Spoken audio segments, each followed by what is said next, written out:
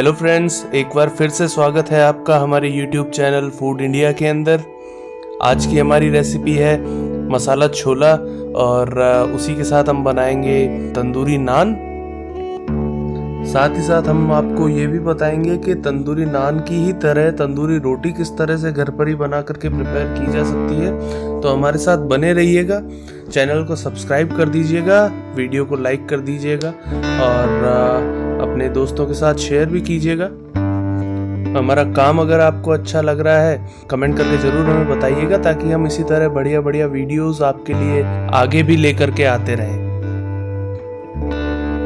चलिए, सबसे पहले हम आपको दिखाते हैं कि जो 8 घंटे पहले हमने छोले भिगो करके रखे थे, उन्हें भीगते हुए 8 से 10 घंटे कुछ हो गए हैं और अब उन्हें हम उबालने के लिए चढ़ाएंगे। तो हमने जस्ट उन्हें निकाल कर एक पानी से धोया है और अब कुकर के अंदर ट्रांसफ़र करके और बिना कुछ मसाला डाले, जैसे बाहर के रेस्टोरेंट्स वगैरह में होता है चाय का पानी या खड़े गरम मसाले, हम ऐसा कुछ नहीं करेंगे क्योंकि यह बहुत हल्की हम छोले की सब्ज़ी बनाने जा रहे हैं। तो हम बस इसको इसी तरह से बिना कोई मिर्च मसाला या नमक डाले पानी डाल करके और उबलने के लिए छोड़ देंगे।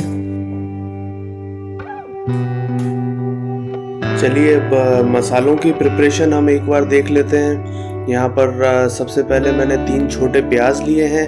आप चाहें तो 2 मीडियम साइज़ के ले सकते हैं, इतने बहुत रहेंगे। उसी के साथ हमने लिया है धनिया पाउडर 2 चम्मच और मिर्ची पाउडर 1.5 चम्मच के आसपास, जिसमें से 1 चम्मच कश्मीरी लाल मिर्च है रंग के लिए। और नमक हमने ले लिया है 1 चम्मच के आसपास, आप अपने स्वाद के अनुसार इसको एडजस्ट भी कर सकते हैं।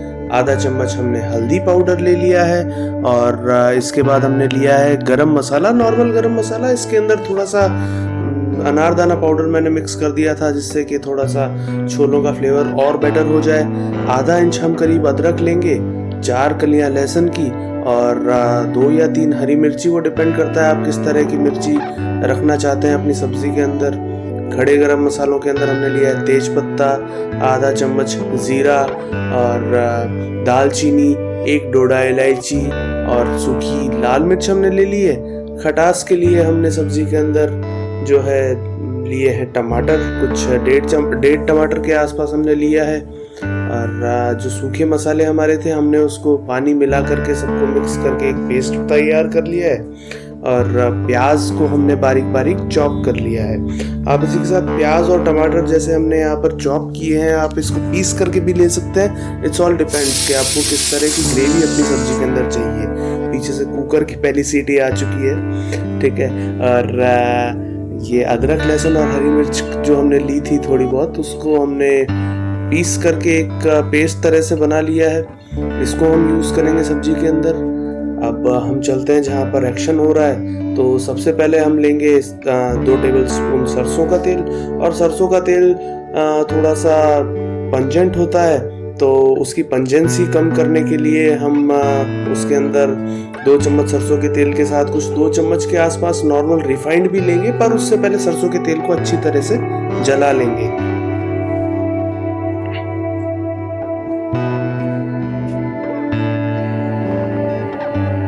अब यहाँ पर जो हमारा तेल है वो अच्छे से गर्म होकर के तैयार हो चुका है। और सबसे पहले हम उसके अंदर डालेंगे हमारे सारे खड़े गरम मसाले। अच्छे से जैसे ही वो अच्छे से चटकेंगे, it will take around like 4-5 seconds only, तो हम उसके अंदर अदरक और लहसुन डाल देंगे जो हमने पेस्ट बना करके तैयार रखा हुआ था। अदरक लहसुन को हल्का सा स्टेयर करेंगे, हल्का सा नटीनेस की तरफ नहीं, हल्का सा सॉफ्ट होने देंगे। जैसे ही वो थोड़ा सा सॉफ्ट होते हैं तो हम उसी के साथ उसके अंदर डालेंगे बारीक कटा हुआ प्याज, या अगर आपने उसका पेस्ट बना करके रखा है तो आप प्याज का पेस्ट डाल दीजिए। अब हम प्याज के पेस्ट को अच्छे से पकने देंगे, प्याज को अच्छे से तेल के अंदर फ्राई होने देंगे। और तब तक हम चलिए देखते हैं कि हम नान के डो की कैसे तैयारी करेंगे।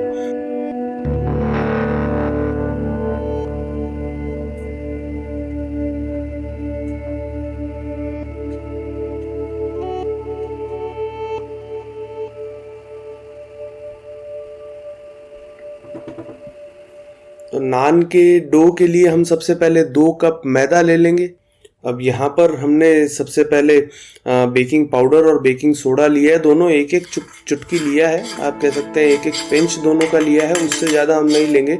इससे क्या आपके नान के अंदर फुलावट अच्छी आएगी और जाली अच्छी पड़ेगी। और इसको हमने मैदा के अंदर मिक्स कर दिया है। उसी के बाद अपने स्वाद के अनुसार जो नमक है हम वो डालेंगे उसके अंदर। आधा चम्मच के करीब मैंने चीनी यहाँ पर ली थी, तो उस चीनी को भी हम उसमें डाल देंगे। साथ ही साथ उसमें डालेंगे हमारा दही कुछ हमने लिया है यहाँ पर 3 टेबल स्पून के आसपास जो इसके अंदर डाला है। और हल्का सा तेल जो कि 1 टेबल स्पून आप कह लीजिए, वो हम उसमें डालेंगे और उसको अच्छे से मिक्स करेंगे। और जब वो अच्छे से मिक्स हो जाए तो उसके बाद हम उसको गर्म पानी से गूंथ लेंगे। याद रखिएगा आपका आटा जो है वो ज़्यादा हार्ड नहीं होना चाहिए, थोड़ा सा सॉफ्ट होना चाहिए। जो आपका आटा है वो ज़्यादा हार्ड नहीं होना चाहिए, थोड़ा सा सॉफ्ट होना चाहिए। बिल्कुल लचीला आटा गूंथ करके हम तैयार करेंगे यहाँ पर। और उसके बाद आटे के ऊपर हल्का सा तेल हाथ से और लगा करके चारों तरफ उसे एक कटोरी से या मलमल के कपड़े से ढक करके हम उसको रख देंगे। ठीक है, इसे करीब हम आधा घंटा रेस्ट कराएंगे ताकि मैदा पूरा अच्छे से पानी को सोख कर ले, उसमें अच्छी खासी इलास्टिसिटी आ जाए। और जब तक ये सोख होता है हम चलेंगे वापस अपने एक्शन पोर्टल के ऊपर जहाँ पर एक्शन चल रहा है। और हमारे प्याज मुझे लगता है अभी तक हो गए होंगे। ये देखिए हमारे प्याज जो है वो अच्छे से ट्रांसपेरेंट हो गए हैं, एकदम गुलाबी सा रंग इनके ऊपर आ गया है। तो जब इस लेवल के ऊपर आपके प्याज भुन करके तैयार हो जाएं तो इसके अंदर हम डालेंगे अपना जो पेस्ट हमने बना करके रखा था, सभी सूखे मसालों का, सभी पाउडर्ड मसालों का पेस्ट बना करके जो हमने रखा था वो हम इसके अंदर डालेंगे। और साथ ही साथ में हम डालेंगे इसके अंदर टमाटर। अब होगा क्या, टमाटर यहाँ पर प्याज की कुकिंग को रोक देगा और अब जो भुनाई चालू होगी वो होगी मसालों की। अब इसको धो करके हम थोड़ा सा ले लेंगे।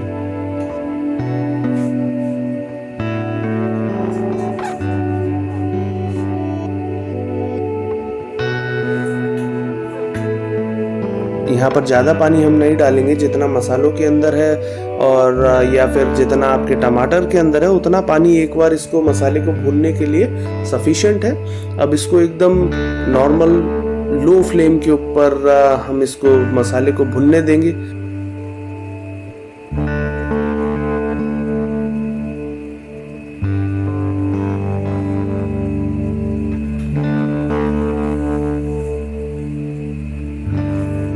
अब इसके बाद हमारे छोले भी यहाँ पर उबल करके तैयार हो गए हैं। तो चलिए मैं आपको दिखाता हूँ छोले किस तरह से उबल के तैयार हुए हैं।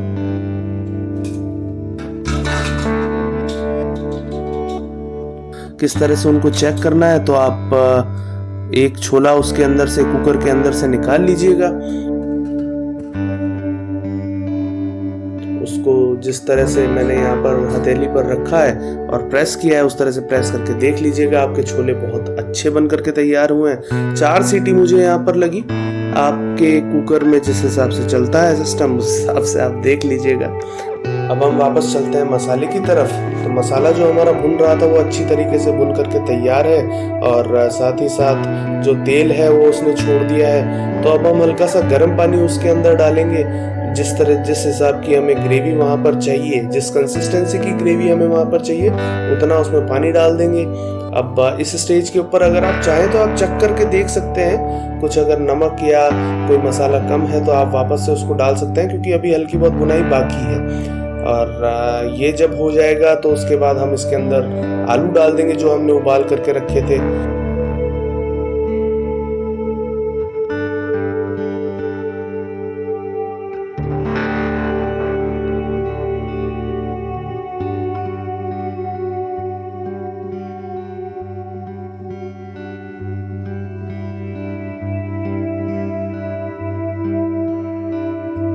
जो हमारे छोले उबल करके तैयार है वो हम इसमें डाल देंगे। एक अच्छा सा स्टेयर देंगे।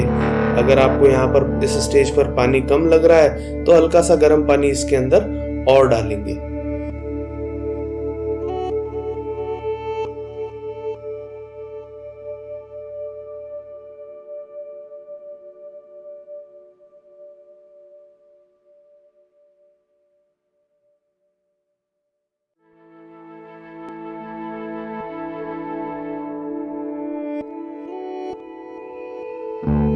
हमारा जो मैदा हमने लगा करके रखा था वो देखिए एकदम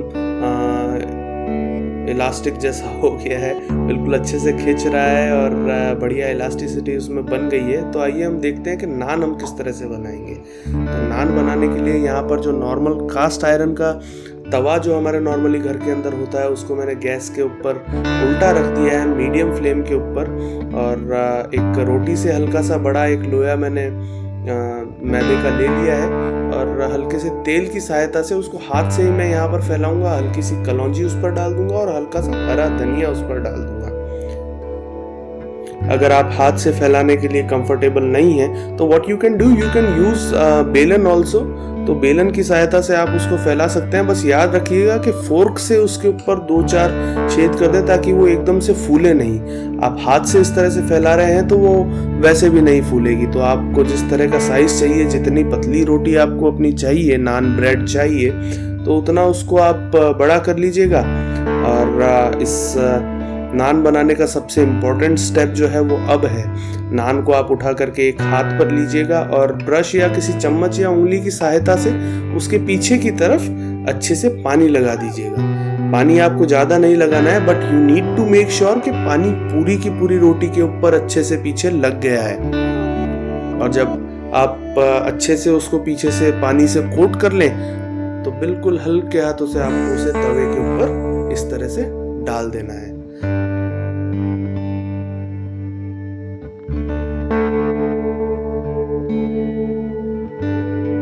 अब now will be waiting for कि थोड़ा सा इसके ऊपर बबल्स फॉर्म हो जाएं। बबल्स फॉर्म हो जाएंगे तो वो एक इंडिकेशन है कि आपकी रोटी जो है वो पिछली तरफ से थोड़ी सी पक गई है। तो हम इसके बाद क्या करेंगे, जो मीडियम पे हमारी फ्लेम थी उसको फुल कर लेंगे और तवे को एकदम फ्लेम के पैरेलल रख के और हम इस रोटी को पकाएंगे। ये देखिए कितनी बढ़िया तरीके से जो है हमारे इस पे बबल्स आ गए हैं। नाउ इट्स रेडी कि हम इसको फ्लेम के ऊपर डायरेक्टली रखें। बिल्कुल आपको उस पर परपेंडिकुलर नहीं रखना है, आप जस्ट इसको फ्लेम के पैरेलली रखिए, फ्लेम को फुल कर लीजिए और इसे धीरे धीरे पकने दें। हमें अभी इस पे रंग नहीं लाना है, हमें इस मैदा को पकाना है। मैदा अगर कच्चा रह गया तो आप बोलेंगे कि भैया इसने तो पेट का हमारा हिसाब बिगाड़ दिया। तो वैसा हमें नहीं करना है, इसको हमें साइड से इस तरह से पकाना है। और जब ये अच्छे से पक जाए साइड से तो इसको डायरेक्टली आग के ऊपर रख के इसका हल्का सा सुनहरा रंग हमें निकाल करके लाना है इस तरह से। अब जो हमें नान उतारनी है तवे से, तो एक चक्कू की सहायता से जब ये अच्छे से पक जाए तो आप एक चक्कू की सहायता से इसको उतार सकते हैं, बहुत ही इजीली उतर जाएगी। अब आपका तवा एकदम साफ है अगर, तो ये इंडिकेशन है कि आपकी नान दूसरी तरफ से भी अच्छी सी पक के तैयार हो चुकी है। ये देखिए हमारी नान कितनी बढ़िया तरीके से पक के तैयार हुई है।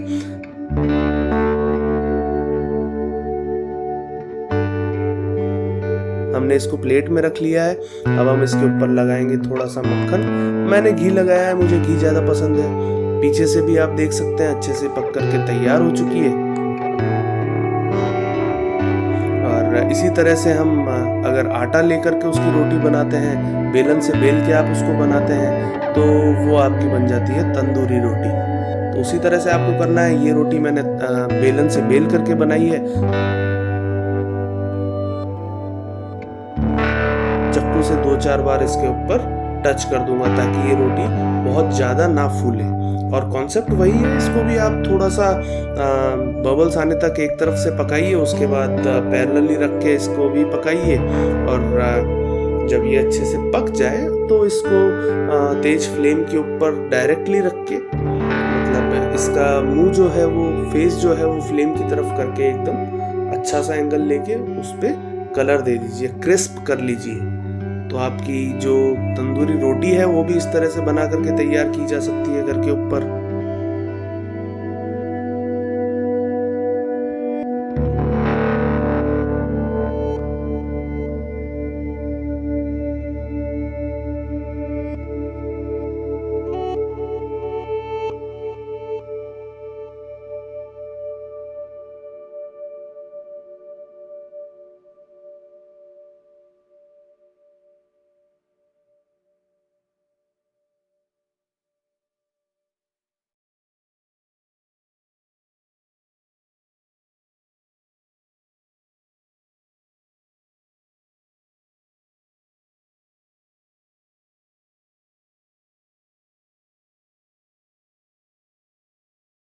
अब हम चलते हैं एक बार देखते हैं कि हमारे सब्जी के क्या हाल हैं।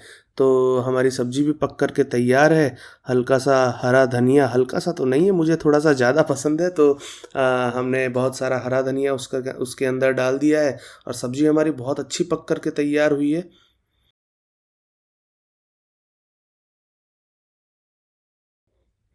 चलिए अब हम जो ये सब्ज़ी है और हमारी रोटियां हैं, इन सब की प्लेटिंग करके आपको दिखाते हैं। तो मैंने एक प्लेट के अंदर एक नान जो हमने बनाई थी और एक तंदूरी रोटी जो हमने बनाई थी वो ले ली है। एक कटोरी के अंदर हम ये सब्ज़ी ले लेंगे।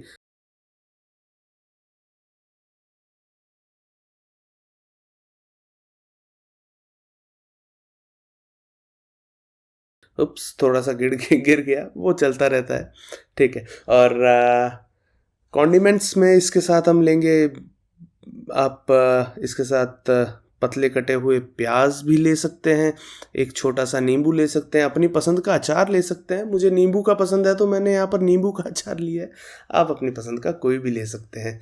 तो बस हमारी जो डिश है, छोला मसाला तंदूरी रोटी तंदूरी नान, वो बन कर के रेडी है। और आइए आप भी बना करके देखिए इसे और कमेंट्स के अंदर हमें बताइएगा कि किस तरह का टेस्ट आपकी सब्जी का बन करके आया है।